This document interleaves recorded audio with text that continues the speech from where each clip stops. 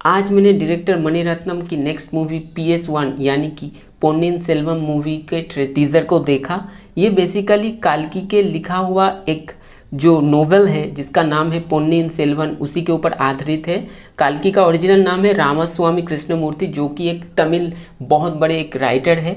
उनके ही जो नोवेल है उसके ऊपर बेस करके इस जो मूवी का कहानी और स्क्रीन पे लिखा गया है। तो बेसिकली वो जो रामास्वामी कृष्णमूर्ति थे उन्होंने इस मूवी के लिए चोला डायनेस्टी के ऊपर बहुत रिसर्च की और 3 बार श्रीलंका भी गए चुके हैं।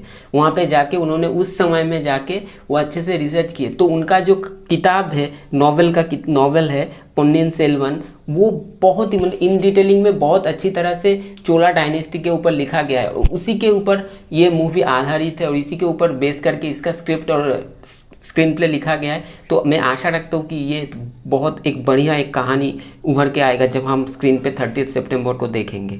अगर इस टीज़र के पॉजिटिव पॉइंट के बारे में बताया जाए, सबसे पहले मैं यही कहूँगा चोला डायनेस्टी जो कि साउथ इंडिया के वन ऑफ द बिगेस्ट और इंडिया के सबसे बड़े वन ऑफ द स्ट्रॉन्गेस्ट जो नेवल फोर्स है जो उसी के ऊपर बेस्ड है। और उन टाइम पे उन एरा में चोला डायनेस्टी के अंदर के जितने भी सारे किंग्स थे और उस टाइम का क्या क्या मतलब कितने सारे युद्ध हुआ था और उस युद्ध के दौरान क्या क्या हुआ था, इन सभी के बारे में उस चोला डायनेस्टी के बारे में बहुत अच्छे से हम लोगों को एक उन लोगों का उन टाइम एरा में टाइम पीरियड का जो जितने भी सारे चीज़ें थे उनके बारे में हम लोगों को पता चलेगा। ये नंबर 1 पॉइंट जो अच्छा लगा।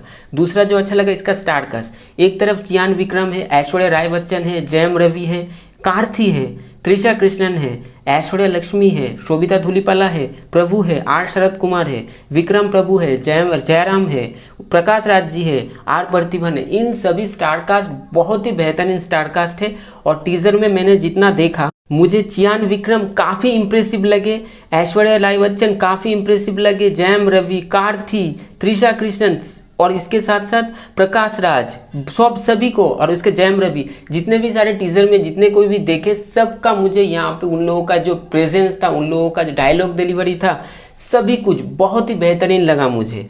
और इसके साथ साथ मैं और एक चीज़ कहना चाहूँगा, इसका जो बैकग्राउंड म्यूजिक था काफ़ी कमाल था। AR रहमान जिस तरह से इसका बैकग्राउंड म्यूजिक को कंपोज किया है काफ़ी अच्छा लगा मुझे सुन के। और ये जो टीज़र है इसके सीक्वेंस के साथ ये काफ़ी बहुत ही अच्छा ये सिंक्रोनाइज हुआ। आप जब सुनेंगे टीज़र के साथ वो जो फीलिंग्स है इस मूवी का वो जो एसेंस है वो अच्छी तरह से म्यूज़िक के थ्रू आप वो फील कर पाएंगे।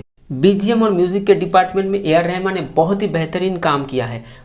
ये हालांकि ये पीरियडिक फिल्म है और इसका तो और भी पार्ट्स आने वाले हैं, लेकिन इस पीरियडिक फिल्म का और एक चीज़ मुझे अच्छा लगा, सिनेमाटोग्राफी। जिस तरह से शॉट लिया गया है, हर एक शॉट, वो घोड़े में सवार वो शॉट, फिर ऐश्वर्या राय बच्चन और त्रिशा कृष्णन का वो शॉट, फिर वहाँ पे आपका चियान विक्रम का शॉट, फिर उसके साथ साथ आपका प्रकाश राज का शॉट, फिर आपको उसके साथ जयम रवि का शॉट, कार्तिक का शॉट, सभी का शॉट यहाँ पे टीज़र में मुझे काफ़ी अच्छा लगा।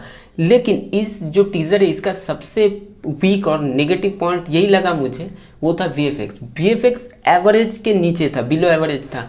वो जिस तरह का एक हाइप बाहुबली और बाहुबली 2 जो स्टैंडर्ड मेंटेन किया है VFX के मामले में, तो यहाँ पे मुझे ये एक पीरियडिक फिल्म है, यहाँ पे काफ़ी सारे वर्ड्स है, फाइट्स है, उसके बाद मतलब पानी में यानी समुंदर का फाइट है और लैंड में भी फाइट है। तो ये सभी के लिए यूथ के लिए जिस मतलब वो जो VFX और एक चीज़ देखिएगा शॉट में वो जो डायनेस्टी दिखाता है, बड़ा बड़ा जो मतलब इमारतें दिखाया जाता है, वो आपको कोई अप्रोचेबल नहीं लगेगा। और उसका VFX जो है क्वालिटी वो आपको उतना अच्छा नहीं लगेगा।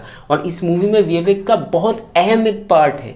तो अगर वो सही तरह से VFX अगर सही तरह से उसका नहीं किया गया है VFX का काम, तो ये आपके आंखों पे आएगा। और अगर VFX खराब हुआ, इस मूवी का मेन एक पार्ट है VFX, अगर सही तरह से नहीं दिखा गया तो इस मूवी का बहुत बड़ा मतलब क्वेश्चन मार्क वहाँ पे पड़ जाएगा कि बहुत प्रॉब्लमेटिक होगा वो। Overall look and feel Baahubali 2 जिस तरह का एक ग्रैंडर में बना हुआ है, लुक एंड फील वाइज जिस तरह का एक फील आता है वो मुझे यहाँ कहीं ना कहीं मिसिंग लगा। और उसके पीछे VFX का एक बहुत बड़ा हाथ है, क्योंकि VFX सही तरह से यहाँ पे काम नहीं किया और VFX का जो स्टैंडर्ड है, क्वालिटी है, वो एवरेज के नीचे था, जो आंख से आप जब देखेंगे आपको खटकेगा, नज़र आएगा साफ तौर पे। तो VFX पे यहाँ पे एक पीरियड फिल्म है, यहाँ पे इतने सारे वर्ड्स हो रहा है, इतने से चीज़ें जहाँ पे VFX का बहुत अहम रोल है, तो यहाँ पे VFX पे क्यों मेकर्स ने नज़र नहीं दिया ये मेरे को समझ में नहीं आया। तो मुझे ऐसा लगा, यही मेरा फीडबैक था PS1 के बारे में। आप लोगों का क्या राय है कमेंट करके ज़रूर बताइएगा। आप लोगों को क्या क्या